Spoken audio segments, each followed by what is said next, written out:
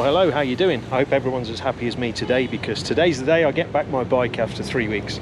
If you've seen my last video, that will all make sense. Take a look, if not, catch up, come back, and here we are. So this was my hire bike, which I had, courtesy bike that I had for 3 weeks, and it's the 750 2022 version. How lucky am I? So, I thought just before I drop it off, I'll do a little walk around for anyone that might be thinking of buying this year's 750 GS. Actually, I really like the colour. I mean, I know it's a standard colour, white, and there's loads of them, but you know, actually being on it and riding it feels very pleasant.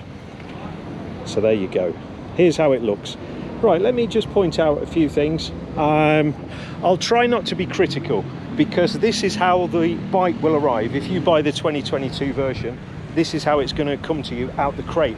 There's not been any modifications whatsoever. You normally find with reviews, people are talking about their bike after so many miles, and they'll say, this is what I've added, this is what I've done, blah, blah, blah. This is how it's going to come if you just take off the cling film and ride it away. So like I said, I'll try not to be critical, but it just does feel very bare and naked and nude. Like when I hold the handle grips here, I feel like I'm just holding a knife and fork, because it's just so thin and solid. I've got nice spongy grips on mine, so straight away that was something I noticed. But anyway, let's have a look. I don't think there's many changes. People might want to add things in the comments if there are specifically that I don't know about, because I'm not going to talk about the changes. I'm just going to give a close-up to anyone that's perhaps thinking of buying one, and showing you what's up front here on the cockpit. So as always, this is in the middle. Not a big fan of that, but you know, listen, if you're not planning on making any changes and moving things around, if you're just buying the 750 because you just want to commute locally, do the occasional little long trip, go over a little bit of gravel road, something like that, you could just get away with just riding it as is. You don't need to change anything. But you know, straight away you've got a very small wind shield here. That does absolutely nothing for you when you're on a highway. You know, if you've got a good helmet, you might get away with it being fairly comfortable, but otherwise with your visor up, you're going to be feeling the wind quite heavily. So a lot of people do purchase ones a little bit higher, and particularly if you're going to use the sat nav, you'll probably want to move that over to the back. Take a look at a previous video of where I've got mine set up, and you can see it, but you basically buy brackets here, and it sits then under the windscreen, which will come about this high, which then does its job of deflecting the wind. So that's all good. You might want to put a little protective thing around here just to shield from the sun a little bit. I've got one of them. I've noticed a lot of people haven't, but that's something I did straight away. It doesn't really make much difference. It's quite sunny here and I can see everything quite clearly.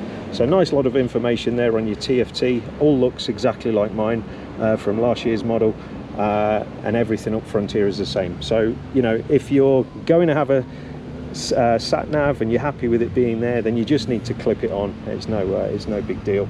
And you know, you can probably live with that.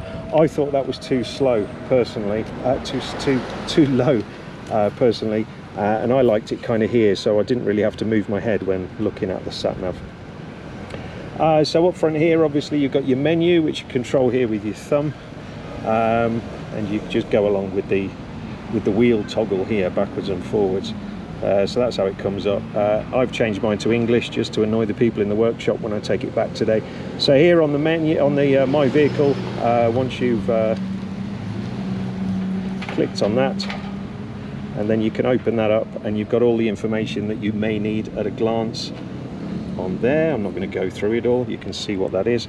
Go back by pressing it up, and then you can toggle across.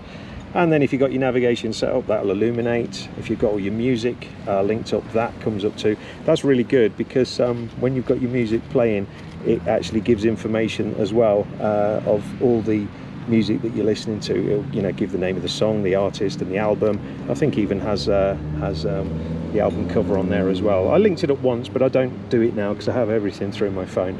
But it's a nice feature. Toggle over again, you've got your telephone set up, so that will list all your contacts, so you can actually scroll through contacts and call if you've got all that set up and linked to your helmet while you're riding. and then obviously your settings there at the end, and then click that back, and there you go. Yeah, so if you click up again on the top, what you're going to have is this display here is going to change. You've basically got 14 bits of information there as you go through. I'm not going to go through each one, but just very quickly, you can basically see it's giving you 2 rest times, 2 timers.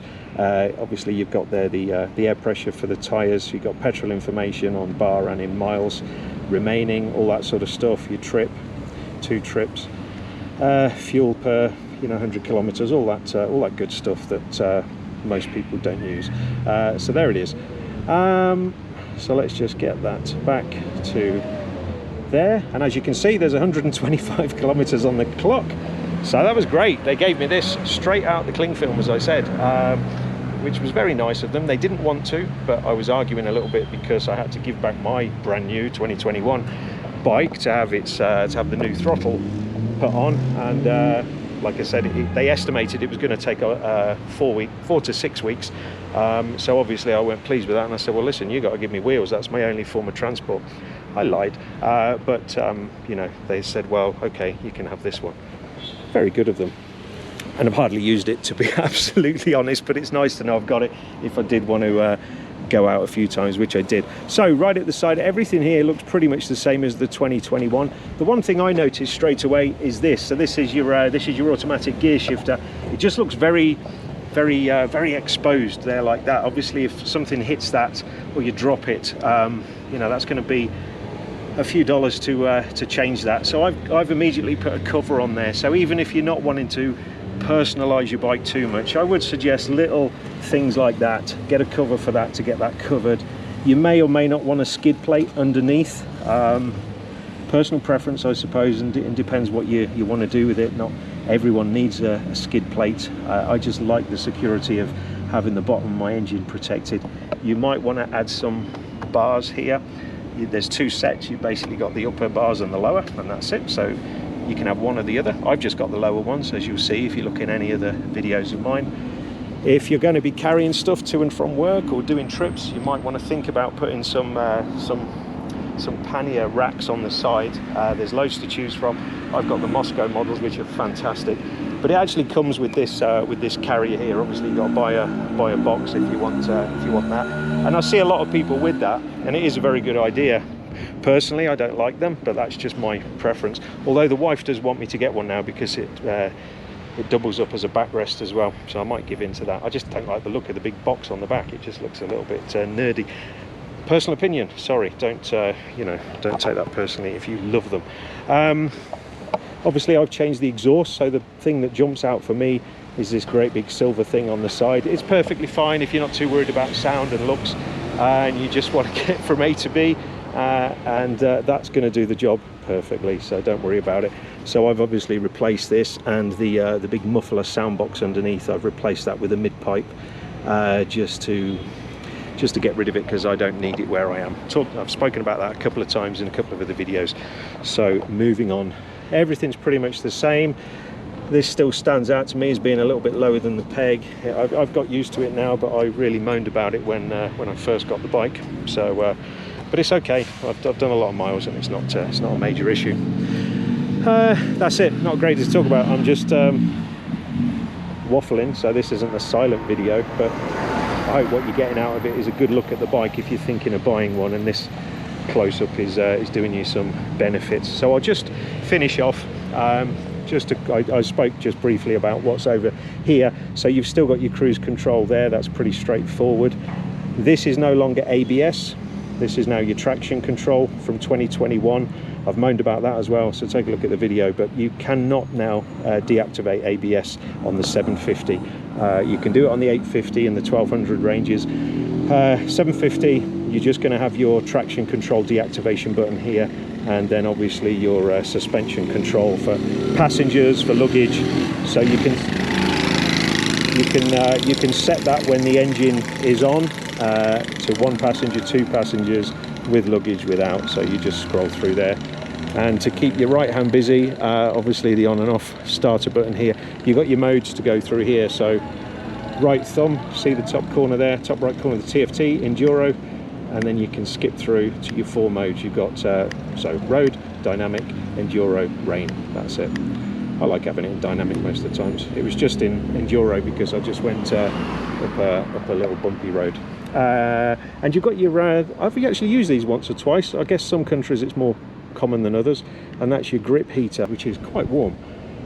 So you know, unless you're in a very cold climate, you need to knock that down to level 2 or even level 1, and that's it, off. So there you go. Hopefully that's enough, and that's useful for anyone who's thinking of buying the 750, the 20. This is the 2022. So there it is, straight out of the box. I think that's the Anarchy 3 tyres. I've spoke about them in one of my videos as well. I changed mine because I do a little bit of mountain roads and stuff like that, and I wanted a little bit of a 50-50 kind of grip. This is about 90-10, so 90 on road, 10 road off. Anyway, that's what it is. That's what you get. They're perfectly decent tyre. You don't need to change them if you're doing most things in a moderate way, so it's fine. Perfectly good tyre. So there we go. I'll have one more little walk around and then I'll shut up.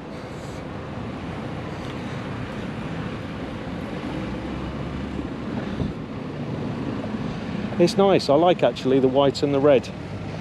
You know, I've seen loads of them around before, but now I've been riding it. I just quite like it. I like the colour. I mean, I've got the yellow and black. Well, I'd be very happy with this colour as well. Very nice.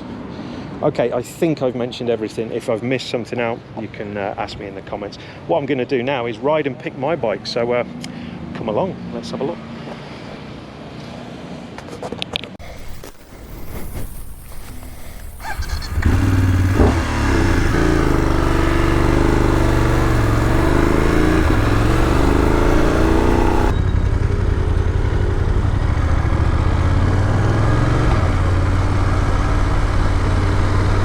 So it's a little bit busy today in the city where I live, and I'm on my way to the BMW workshop to pick up my bike. So I'll just give you a little ride along, just for anyone that's perhaps thinking of buying the BMW, just for their work commute, or, you know, pottering around locally, not necessarily doing anything adventurous. You don't need to. You can commute in style, and why not? So it's a lovely comfortable position. That's the first thing you're going to notice, and probably the reason you're buying the BMW in the first place, along with reliability. Should I talk about reliability when I'm off to pick up my 2021 bike that had a throttle problem? Okay, maybe mine was a 1 in a trillion, but you should be fine. But for everything else, you can probably expect BMW to not let you down.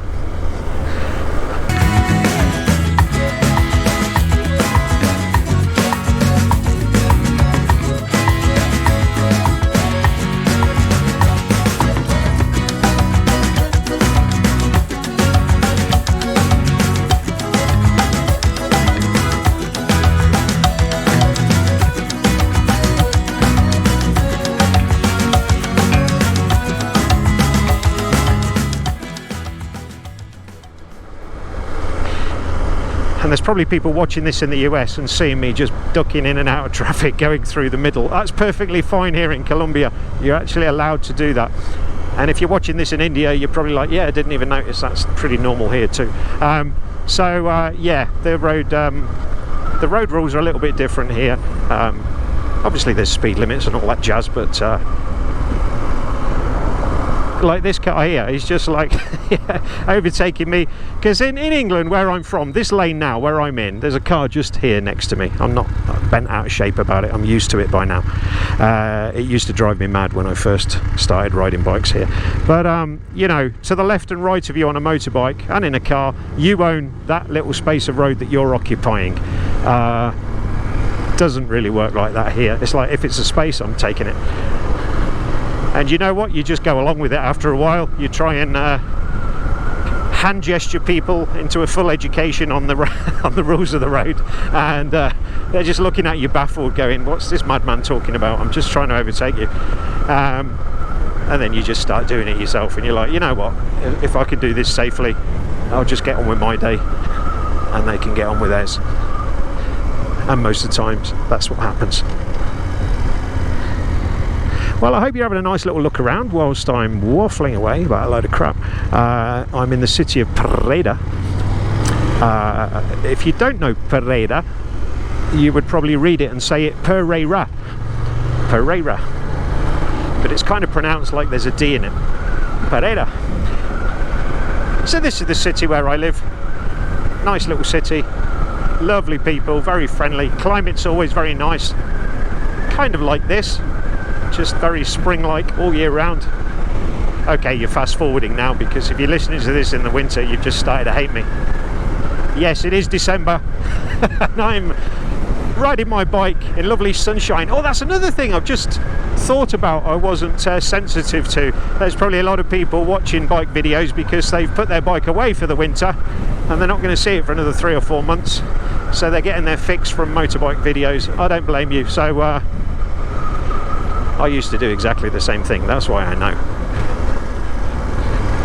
But here you can ride all year round.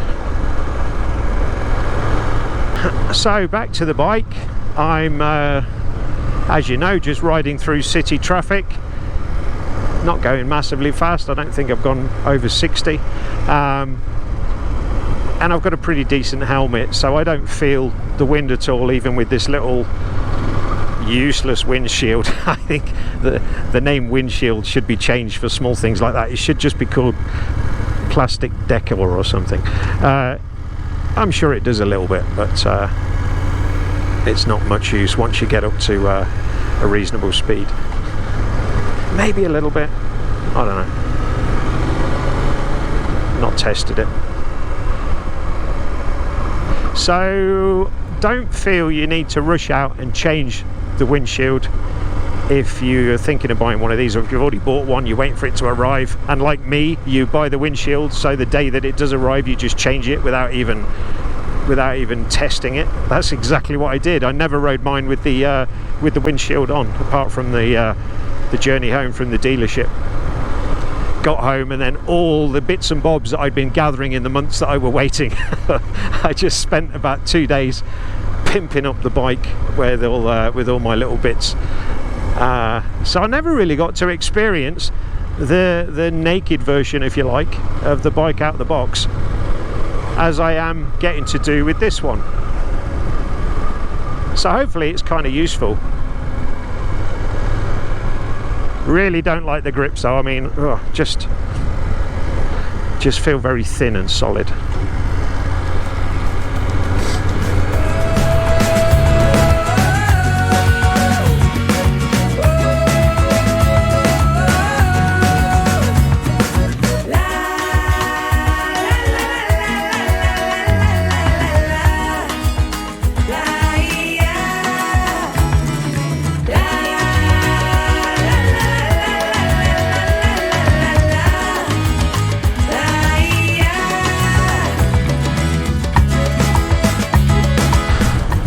Okay, so here I am now. I'm arriving at the BMW garage, well, the workshop. And after 3 weeks, I'm finally going to see my bike, hopefully. Hello. Gracias.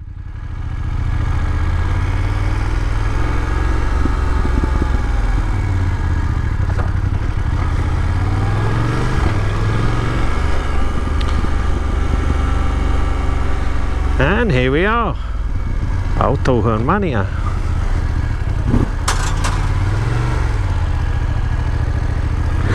There it is. Yeah, beautiful.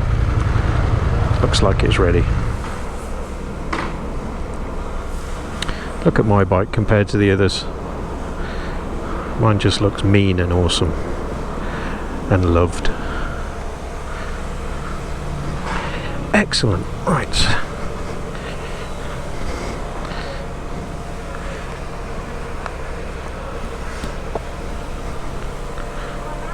Buenas, ¿cómo está? ¿Cómo le ha ido? Esta es mi moto. ¿Es listo, cierto? Voy a llamarle ya a la asesor. Bueno, bien, pues así. Perfecto, muy amable, gracias. De pronto quiero un cafecito, un aromático. Ah, sí, un cafecito, por favor. Sí, muy amable.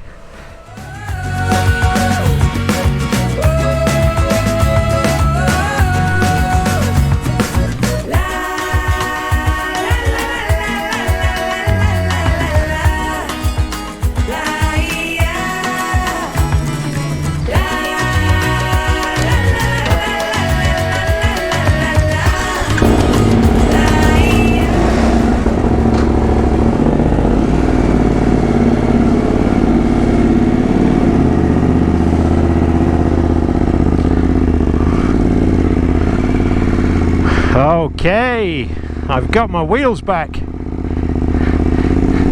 and I can tell by the sound.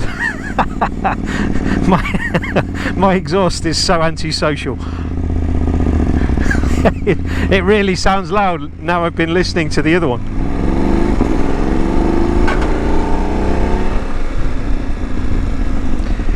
Okay, that's good. So first thing I notice is my nice soft grips. Beautiful. Right, well, I'm going to talk about the problem. I was just speaking with Jose, my boy there in the workshop, and what they've done, it was a problem with the sensor here in the acelerador, in the throttle. They've not changed the whole thing, so that's still all mine. That's the original casing, throttle casing that was there before. Just where I'm pointing with my thumb now, under there's a little sensor, and they basically said when they tested it on the diagnostics on the computer that it was a very low voltage, so the sensor wasn't working, I guess. It was probably as simple as that. And I asked them, I said, do you think it's something I've done? Suggesting, I didn't want to say it, but suggesting that you know, because I've dropped the bike a few times and it's had a few tumbles, that it might have been caused by the bike dropping. But he said no. He said no. Listen, it was just a faulty sensor, so we replaced it, and everything then checked out on the diagnostics. So there you go. So that's it, we've come full circle now. I explained in my last video, talking about what the problem was. I had a little bit of emotion in that video because I wasn't very happy. You wouldn't be, would you? You've bought a brand new bike and less than a year old, you're being told it's got to go into the workshop for like a month or more. Fortunately, it only took 3 weeks, and they gave me a brand new 2022 bike to potter about on in the meantime. So you know, at the end of the day, it's not the end of the world, is it? All worked out okay, and they were very nice, and it didn't cost me a cent, which is good, because I was a little bit worried that anything that might go wrong with this bike, if they could somehow connect it to the exhaust, they'll basically say, you know, your warranty is voided. Because you changed that exhaust yourself, it's not compatible with the BMW engine, whatever they want to say. They can say what they want and then just say, okay, we're not covering your engine replacement if a cylinder head splits or something like that. And I'm quite sure they wouldn't if that was the case. But the throttle is not directly connected to the engine as such, so you know, there was nothing that the new exhaust was could have done that would avoided the warranty. So that was good. I was a little bit nervous when I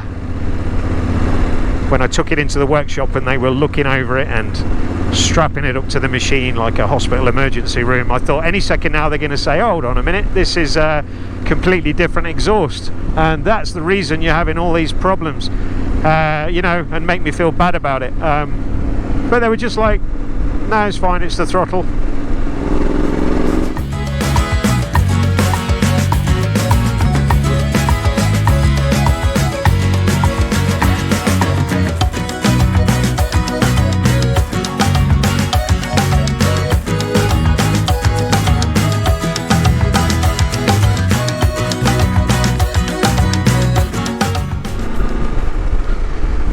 I'm so happy I got my own bike back. It just feels like me, you know.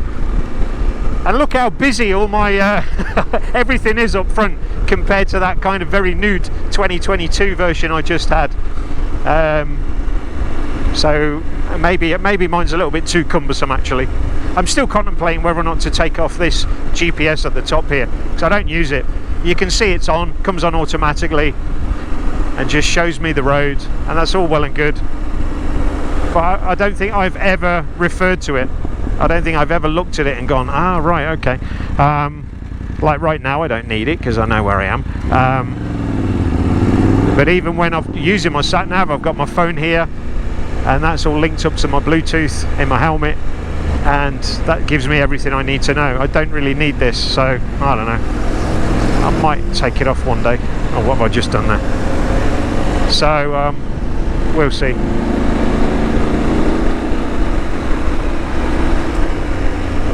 Anyway, I'm on my way home. Come and have a little ride with me. Why not?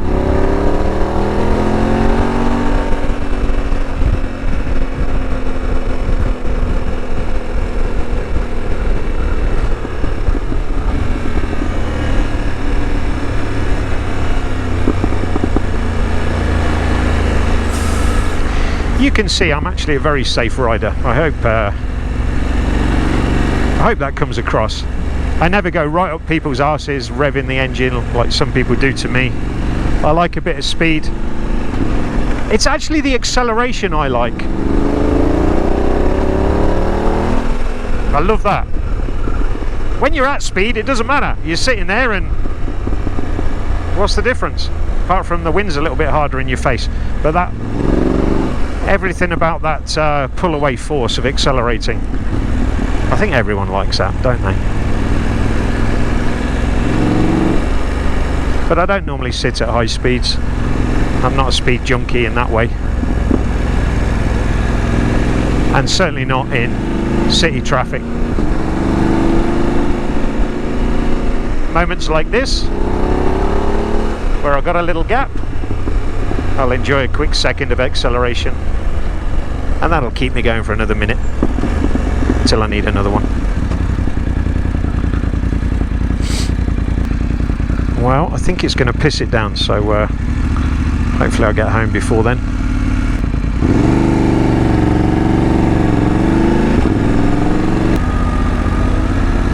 This is very typical in Colombia. People just stop on the road. I don't know what it's like in your country, but in England we'll have lines on roads like this, which is like a main through road of a city, and it'll have like a red line, sometimes a double red line, which means absolutely not. No, you know, no stopping whatsoever. Even if your car breaks down, find a way to keep it moving. There's, you know, they just have a very low tolerance for it in London, in the suburbs of London in particular, where you got a lot of roads like this leading in and out of the city. You just can't stop. It's just like massively frowned upon. If you know, if you were just stopping to let someone out or pick someone up, fucking hell, people, you get shot. Yeah, here, especially taxis, these yellow demons in front of me, they just randomly stop. They don't even tell you that they're about to. You've got to be very careful. But it's normal. All of this that I'm doing now is normal. It's fine. These could all be police cars, traffic wardens. It's not an issue. I'm just pointing that out because I don't want anyone in the comments going, "Oh, you're riding like an idiot." It's very controlled. I kind of know what I'm doing. I'm very spatially aware, as I think most people are on motorbikes. But I'm not weaving around being a dick. You just use the spaces here. That's kind of how it works.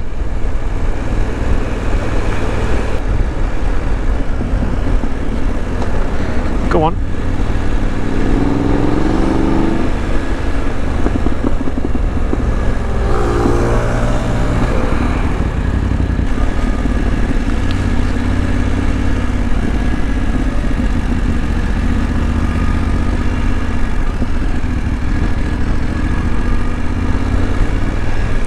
Ooh, just starting to rain. Just felt a few droplets.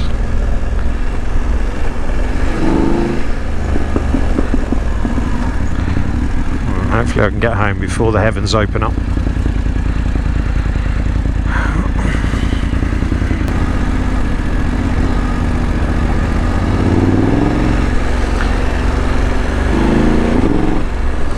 I knew that taxi was going to drift into my lane.